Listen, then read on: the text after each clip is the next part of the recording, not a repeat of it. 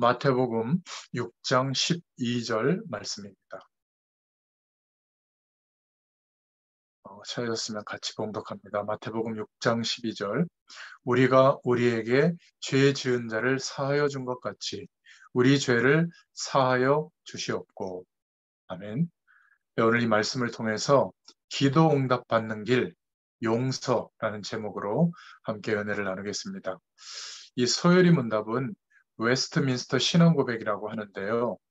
1500년경 종교개혁이 일어나고 난 이후에 100년 정도의 시간이 지났을 때 영국 사회가 다시 어, 개신교회로 모여서 예배드렸지만 다시 타락하게 됐을 때 영국 의회가 영국 교회에다 부탁을 해서 이제 새로운 교회를 통해서 우리가 신앙생활을 해야 되는데 복음적인 신앙의 틀이 필요하다.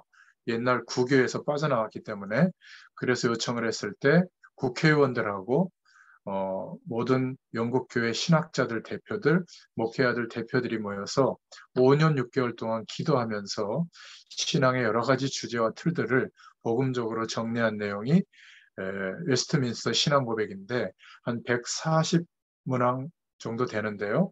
그거는 대요리 문답, 그것을 107문항으로 줄인 것이 소요리 문답이라고 합니다. 그래서 주로 후대들이나 세신자들이나 신앙교육을 할 때 썼던 굉장히 중요한 신앙의 유산이죠. 한국교회에서도 지금도 이 소요리 문답으로 신앙교육을 하는 교회와 교단들이 많이 있습니다. 그 중에 107문항 중에 99문항부터 107문항까지는 이 소요리 문답의 결론인데 기도에 대해서 말씀하고 있습니다. 오늘은 그 중에 105문답의 내용이죠. 주기도문에 주님이 가르쳐신 기도가 마태복음 6장에 보면 나오는데 우리가 주기도문을 암송할 때 그 주기도문입니다. 주님이 가르쳐진 기도의 내용, 기도의 원리, 하나님의 기도 응답을 받으려면 이런 규칙을 가지고 기도해야 된다라고 말씀하신 내용인데 그 내용 안에 5번째 기도에 우리가 무엇을 구해야 하는가 그러면서 답으로는 기도는 곧 우리가 우리에게 죄 지은 자를 사하여 준 것 같이 우리의 죄를 사하여 주옵소서라고 기도하라는 것인데 하나님께서 그리스도를 인하여 우리의 모든 죄를 값없이 사하여 주옵소서 합니다. 우리가 그의 은혜를 힘입어 능히 진심으로 다른 이의 죄를 사하였은즉 더욱 용감히 간구하는 것이다. 이렇게 답을 하고 있습니다. 그의 은혜 때문에 우리가 진심으로 다른 사람을 용서하게 됐을 때 하나님의 기도 응답을 받을 수 있는 길이 된다. 이렇게 답하는 내용이죠. 주기도문은 제 아들이 여러 가지를 질문한 게 아니라 저희가 기도를 하고 싶은데 어떻게 해야 될까요? 했을 때 너희는 이렇게 기도해라 라면서 말씀하신 내용이 주기도문의 내용이죠. 오늘 예수님께서 기도할 때 하나님의 기도 응답을 꼭 받기 위해서는 이렇게 하라고 말씀을 주셨는데 용서하라고 말씀하셨습니다. 용서의 반대말은 미움이죠. 근데 이 미움이라고 하는 거, 분이 일어나는 이런 것들이 작은 얘기가 아닙니다. 물론 우리가 어릴 때 싸우기도 하고 여러 가지 부족한 것 때문에 상처받기도 합니다. 그런데 그런 거 말고 어릴 때 미움에 사로잡혀서 상처를 받으면 어떻게 되는지 아세요? 다른 것은 나이가 들고 다 성장하는데 영적인 상태만 멈춰 있습니다. 딱 정지되어 있거든요. 그래서 영적인 상태가 성장이 안 됩니다. 내가 무엇을 잘못하는지 잘 아는데도 그게 고쳐지지가 않아요. 그러니까 뭐 어떤 여성분들 같은 경우는 남편들에게 나 얼마나 사랑해? 오늘 왜 사랑한다는 말 한 번밖에 안 했어? 한 10번은 해야지. 그러니까 사사건건 막 영적으로 어린아이처럼 사실은 어려움이나 문제나 또 직장 생활할 때, 사회생활을 할 때 힘든 것들이 있지만 그것을 극복하고 견디고 이길 수 있는 힘이 있어야 되잖아요. 그런데 영적인 상태가 멈춰 있는 사람은 어른인데 영적인 부분이 성장이 안 되기 때문에 너무 심각한 막 미움에 사로잡혀서 상처를 받는 것이 점점 커지죠. 그러니까 자기의 뭔가 부족한 모습을 아는데 개선될 수가 없는 겁니다. 그러다가 뭔가 그런 영적인 상태가 폭발해 버리면 막 범죄를 저지르기도 하거든요. 살인하기도 합니다. 그러니까 이 상처가 좌절로 오는 것도 있습니다.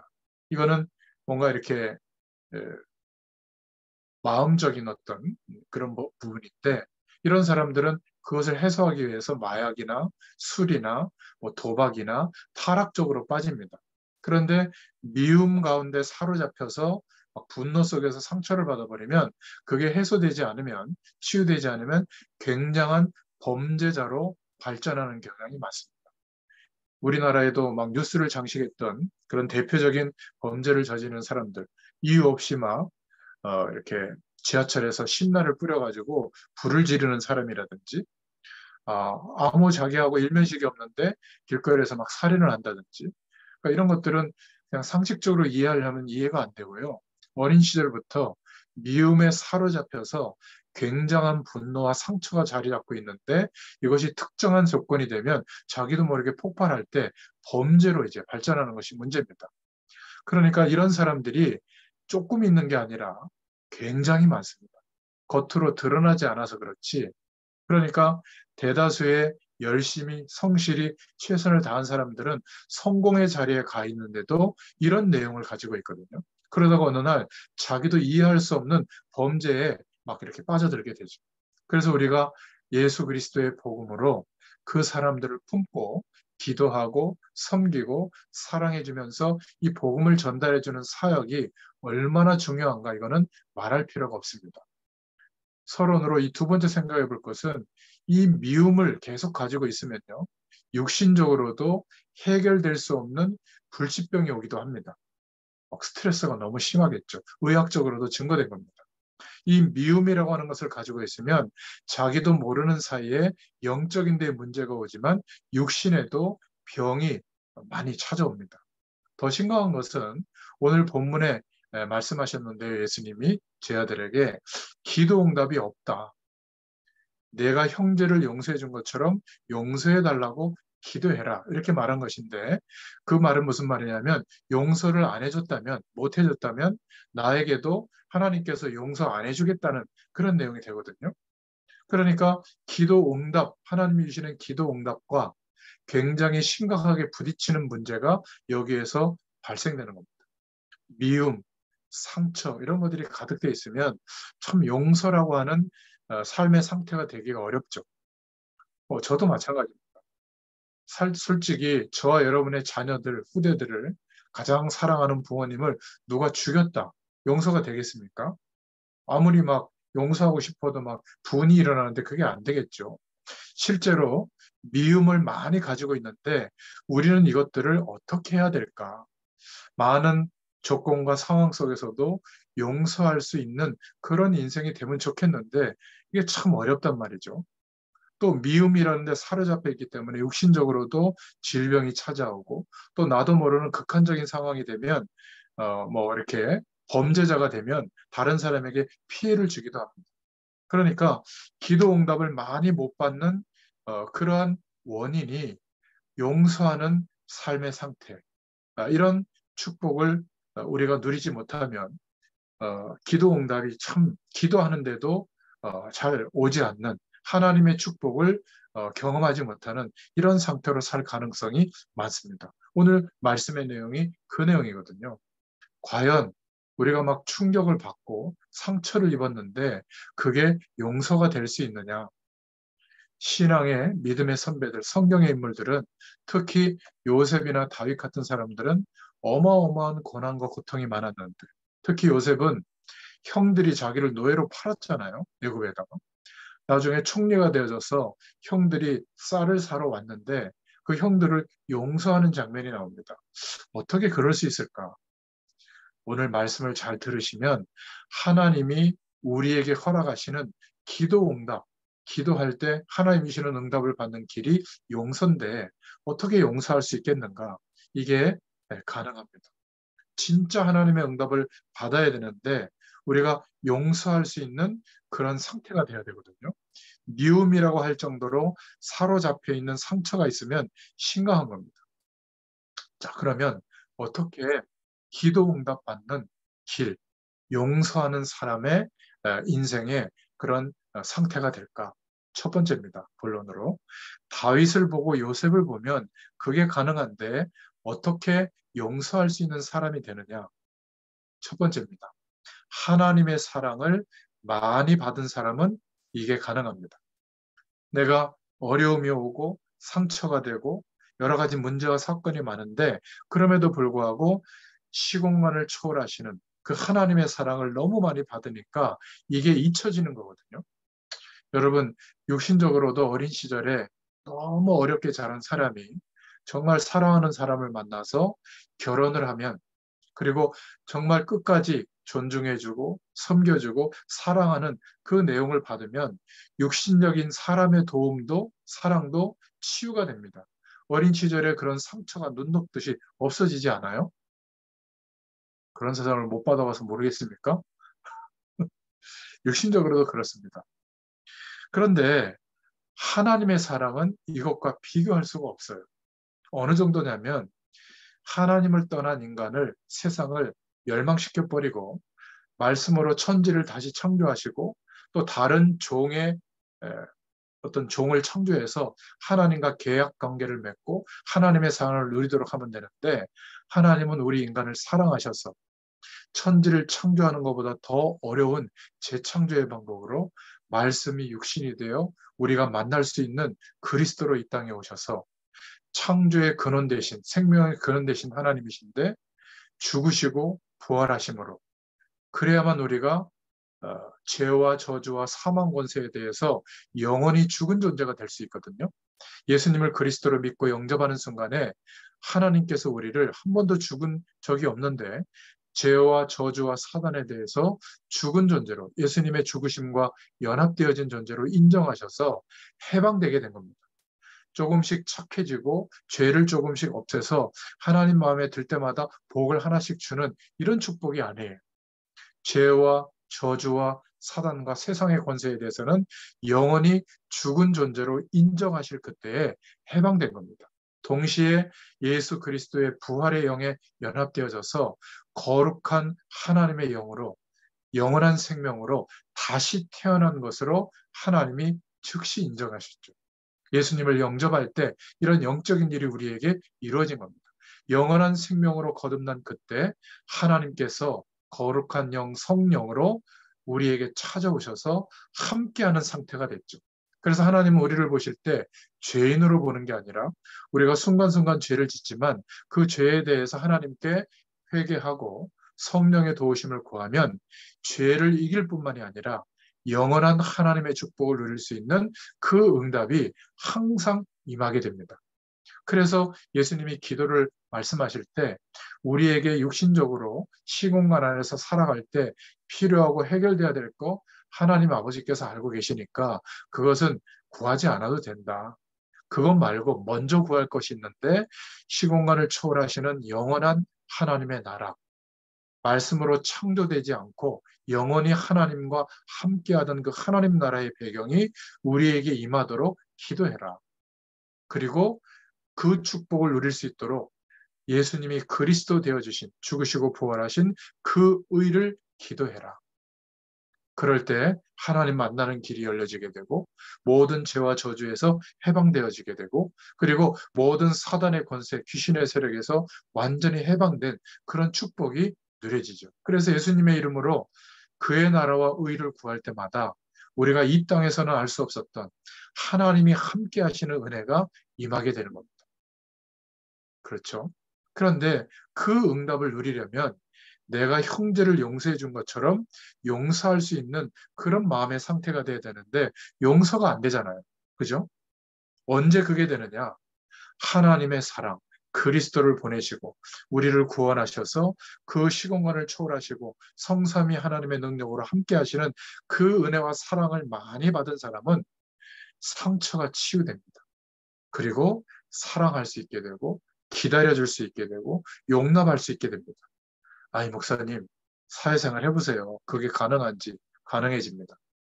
그 어떤 것도 내가 하나님으로부터 받는 이 사랑에 대해서 더 높은 힘을 주는, 더 어려움을 주는 그런 문제와 사건, 사람 없어요. 그러니까 가능한 거거든요. 그런데 예수 믿는 사람들도 여러 가지 문제와 사건과 어려움과 사람 때문에 여전히 스트레스 받고 갈등 속에 있고 상처받고 분이 나고 막 살인하고 싶을 충동이 느낄 정도로 화가 나고 왜 그렇습니까? 진단을 정확하게 하시면 됩니다. 내가 모자란 것도 있고 상대방이 너무 나쁜 것도 있지만 궁극적으로는 하나님의 사랑을 충분히 못 받고 있어서 그래요. 그러니까 내 자신을 말씀 앞에 비춰보면 정확하게 진단이 되어지죠. 하나님의 사랑을 복음 안에서 많이 입으면 과거도 잊을 수 있고요. 용서가 되는 겁니다. 우리 후대들이 사실은 사회에 나가기 전에 부모님의 사랑만 제대로 받아도 정말 밝은 사람이 되는데 하나님의 사랑을 많이 받으면 무엇이든지 이길 수 있게 될 줄로 믿습니다. 상처를 받고 있는 그런 사람들은 특히 우리 후대들이 어떤 방법으로 아무리 노력해도 안 고쳐집니다. 특히 전문인들은 요만한 실수도 용납하기가 어렵잖아요. 그러다 보니까 굉장히 스트레스 속에서 긴장 속에서 막 아주 어마어마한 경쟁 속에서 살아가는데 하나님의 사랑을 충분히 받지 못하면 굉장히 심각한 어려움에 놓일 가능성이 많습니다. 여러분, 바울은 가는 곳마다 어마어마한 어려움을 당했지만 가는 곳마다 하나님의 응답을 받았습니다. 저와 여러분도 많은 어려움 속에 있을 수 있지만 하나님의 사랑을 충만하게 입으면 하나님의 기도 응답이 나타나게 될 줄로 믿습니다. 18세기, 19세기를 보면 종교 개혁자들이 정말 어려움을 당하고 이단 누명을 쓰고 마녀 상황 속에서 막 화형을 당하기도 하고 그랬는데요. 이 사람들이 그 시대 배경을 이기고 순종하면서 순교까지 했습니다. 왜 그럴 수 있었을까요? 하나님의 사랑을 많이 받았기 때문에 가능한 겁니다. 여러분, 하루에 가장 조용한 시간을 좀 확보해서 단 30분이라도 예수 그리스도를 의지하여 하나님을 바라보시기 바랍니다. 혹시 주일날 예배드린 내용이 있다면 그 내용의 말씀을 묵상하면서 하나님을 바라보시길 바랍니다. 분명히 영원한 하나님의 축복이 임하게 되고 하나님의 사랑을 경험하게 될 거예요. 그러면 용납할 수 있게 되고 또 기다려줄 수 있게 되고 용서할 수 있는 그런 사람이 됩니다. 우리 인격이 훌륭해서가 아니라 하나님의 사랑을 많이 받았기 때문에 가능한 거거든요. 두 번째 본론의 내용으로 복음의 능력이 얼마나 큰가, 또 미움으로 인한 저주의 내용들이 얼마나 무서운지를 알면 용서할 수 있는 겁니다. 그래서 마태복음 18장 21절부터 35절에 보니까 베드로가 예수님께 물었죠. 형제들을 얼마나 용서하면 됩니까? 한 7번쯤 용서하면 됩니까? 그러니까 예수님이 7번을 70번이라도 해라. 그러면 490번 용서하라는 거 아니에요? 그러면 491번째는 용서 안 해도 된다? 그 말이 아니죠. 여기에 대해서 예수님이 비유로 제자들에게 설명했는데 1만 달란트 빚을 졌는데 갚을 수가 없다. 이거는 막 계산할 수 없을 정도로 어마어마한 빚이거든요. 1만 달란트는 아마 우리나라 화폐로 따지면 100억 단위가 넘을 겁니다.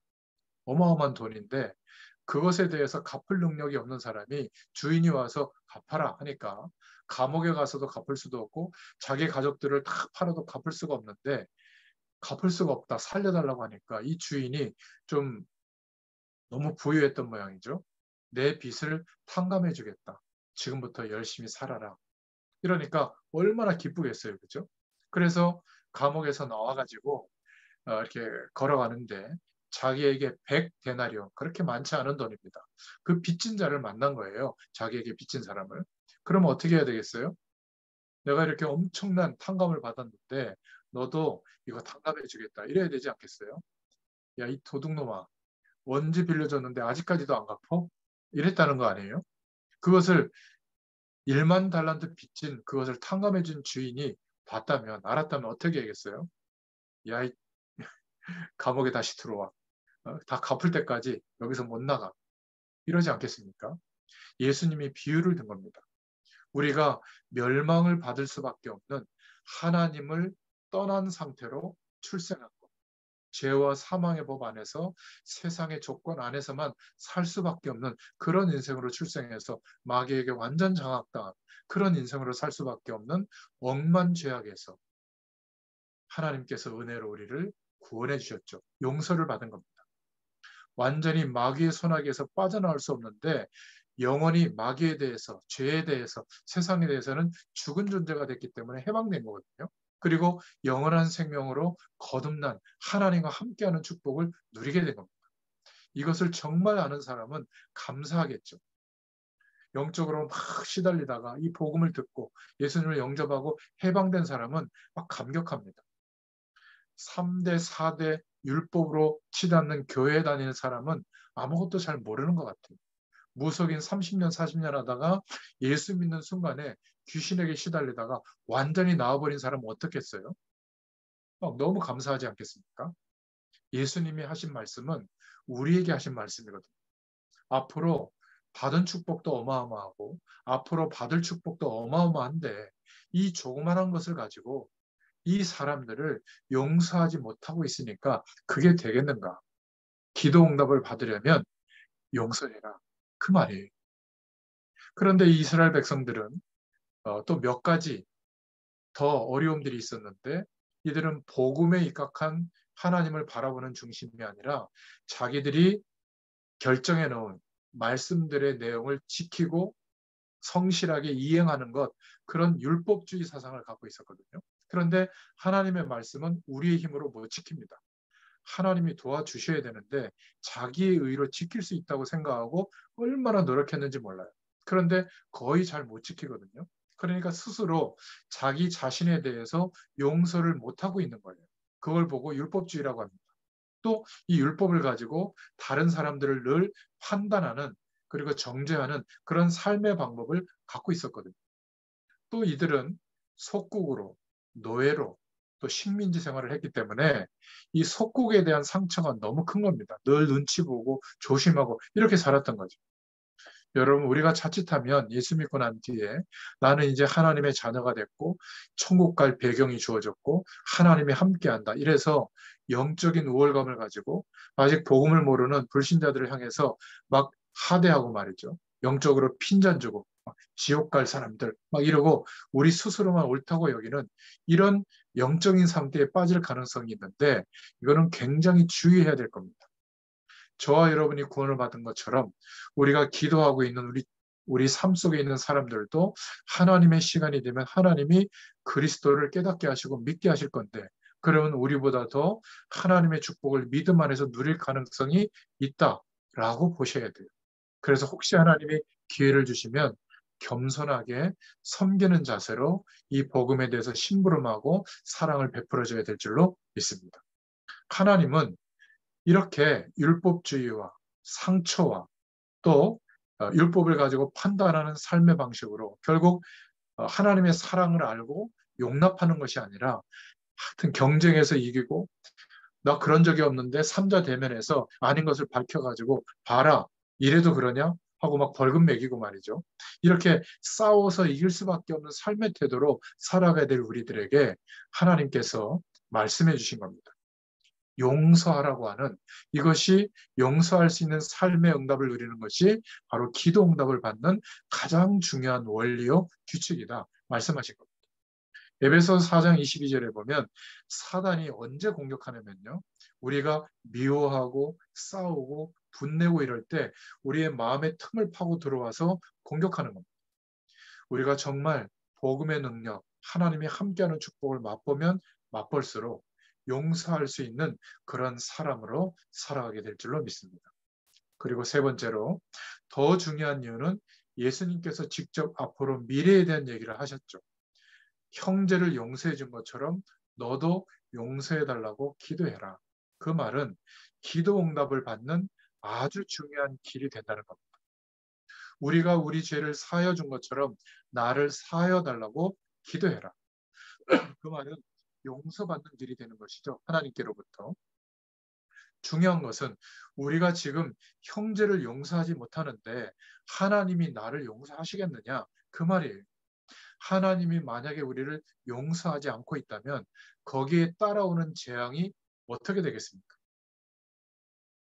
내가 죄를 사하여 준 것처럼 우리 죄를 사하여 주옵소서라고 기도해라. 이렇게 말씀하고 있죠. 여러분, 24시간이 하루 24시간이 꽤 깁니다. 이 24시간을 전부 천사처럼 우리가 살고 하나님 수준으로 살다가 1초만 딱 범죄하면 어떻게 될까요? 그래도 사단이 역사하거든요. 그런데 이렇게 1초만 죄 짓고 나머지는 다 천사처럼 살아도 1년이면 벌써 365개 죄를 짓는 겁니다. 10년이면 3650개 죄를 짓죠. 죄 하나 지을 때마다 말씀 붙잡고 기도하고 회개하고 죄 하나 지을 때마다 말씀 붙잡고 기도하고 회개한다면 불가능한 거죠.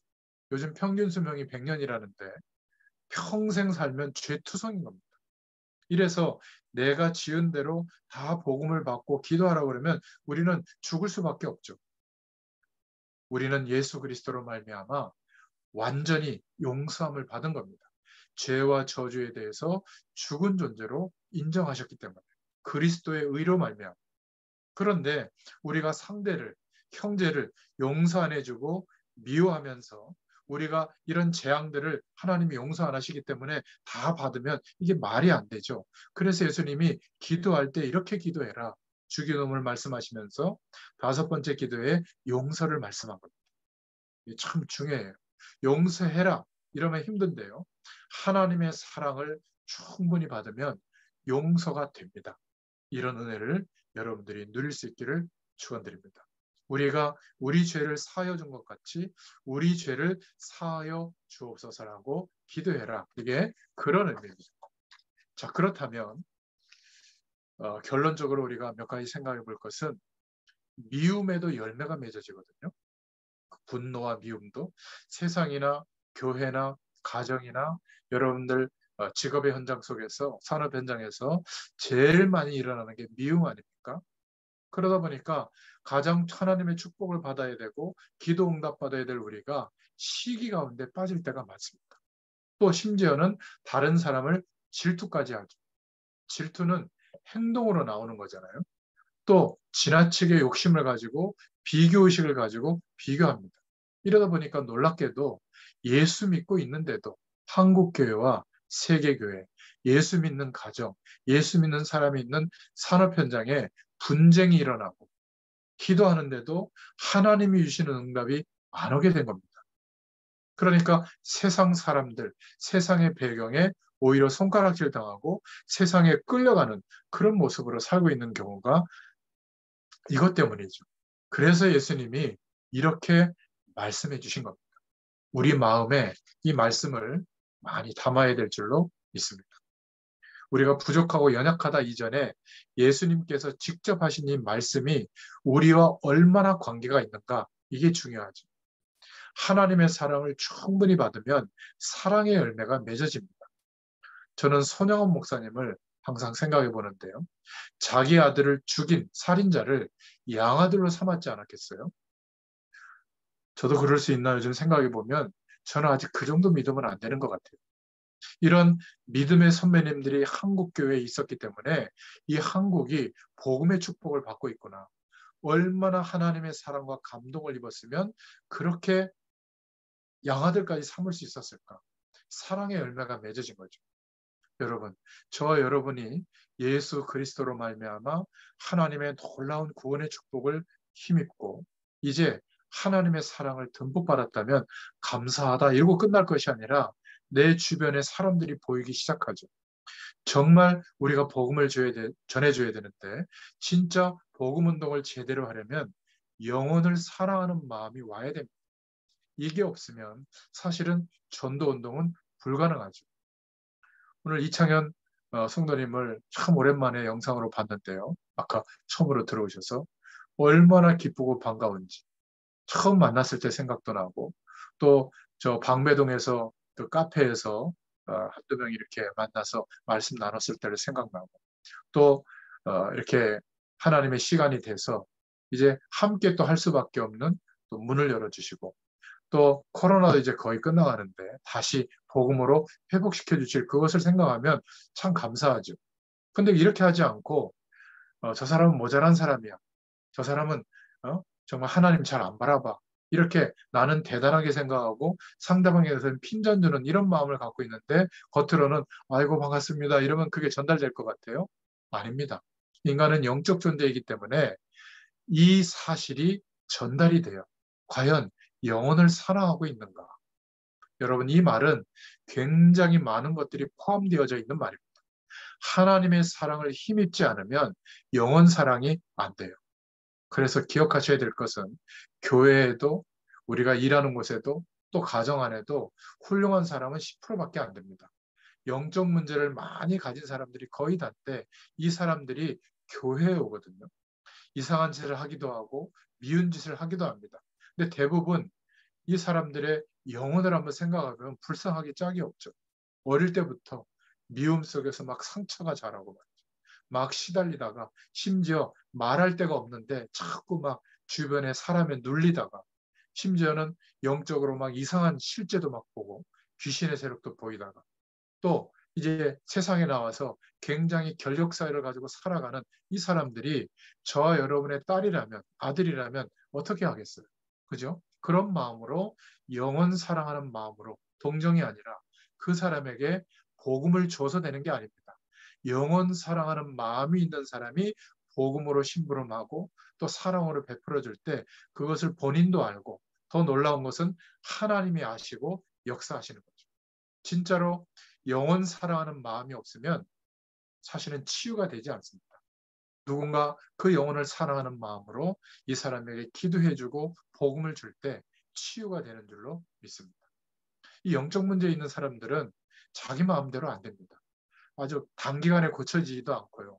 회복되지도 않고 말씀 듣고 조금 살아났다가 또 사람들의 시선이나 평가가 오면 또 힘들어졌다가 이게 반복되면서 조금씩 조금씩 치유되거든요.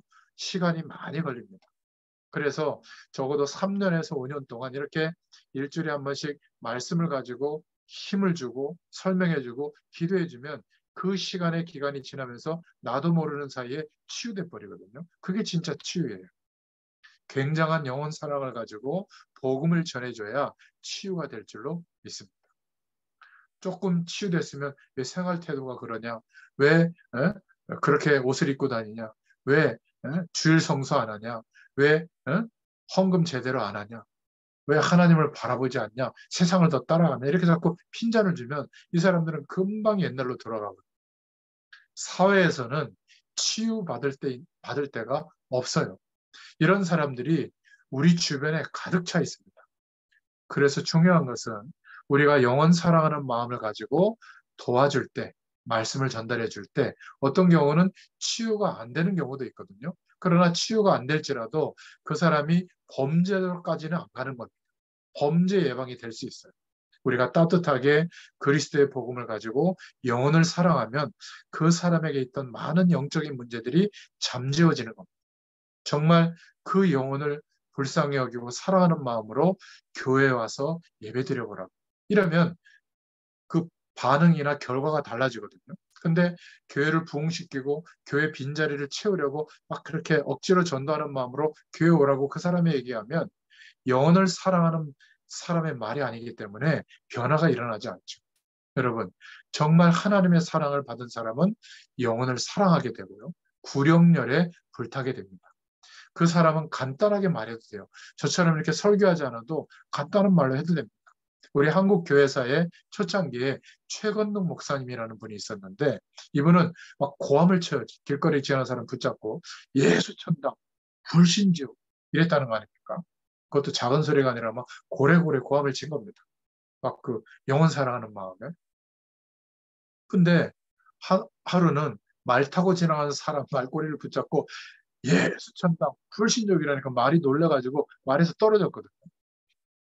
그럴 정도였습니다. 우리가 생각할 때는 되게 이상하죠.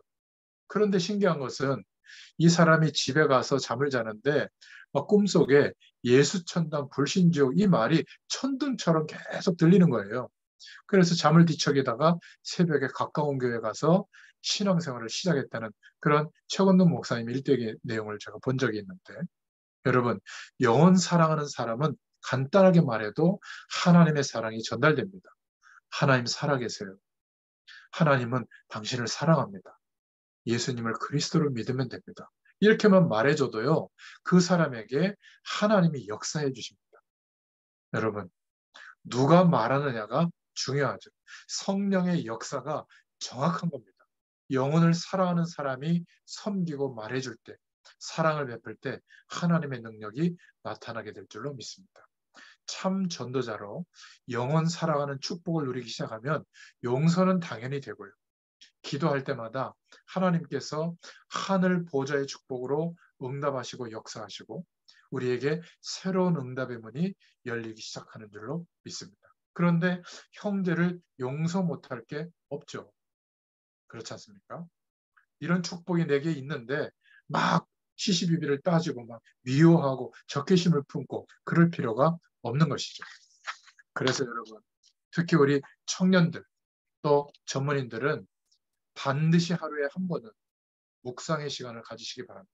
그냥 생각하는 게 아니라 만약에 여러분들이 주일 예배를 못 드렸으면 이 시간 전달해 드린 말씀을 놓고 왜 하나님이 이 말씀을 주셨을까? 그래서 뭔가 조용한 평안을 누리는 시간이 있어야 돼요. 너무 바쁘지 않습니까? 마음이 쫓기고 또 호흡도 좀 천천히 하면서 한 30분, 1시간 정도만 시간을 가지시면 제가 약속합니다. 4, 4분기 이제 10월이 벌써 지나가고 있는데 10월, 11월, 12월 동안만 해도 하나님의 놀라운 축복을 풍성한 그 은혜를 경험하게 될 줄로 믿습니다. 뭔가 조용한 그 시간에 말씀을 생각하면서 하나님을 바라보시길 바랍니다. 기도하시길 바랍니다. 그러면서 나는 누구인가? 나는 무엇을 위해서 어떻게 살아야 될까? 이것을 하나님 앞에서 내 존재의 의미를 찾는 시간, 그 시간을 꼭 가져보시기 바랍니다. 그러면서 성부, 성자, 성령 하나님께 집중할 때 분열되는 생각과 마음이 없어지거든요. 하나님께 집중할 때 우리를 증인으로 세우실 만큼 굉장한 하나님의 능력이 우리에게 임하고 나타납니다. 그리고 우리가 생각하는 거, 일하는 거, 또 견디고 있는 현실 여기에 하나님의 능력이 따라오게 됩니다. 그러면 다섯 번째로 진짜 치유가 일어나죠. 어떤 문제 속에 우리가 살아왔더라도 치유받으려고 노력하지 말고 묵상하면서 하루를 인도받는데 저절로 우리의 문제가 없어져 버리게 되는 이런 은혜의 상태가 됩니다. 이때부터는 보호자의 축복이 임하고요. 그리고 시공간을 초월하는 하나님의 응답하시는 일들이 보이게 됩니다. 왜 우리에게 이런 능력이 매일 필요한가?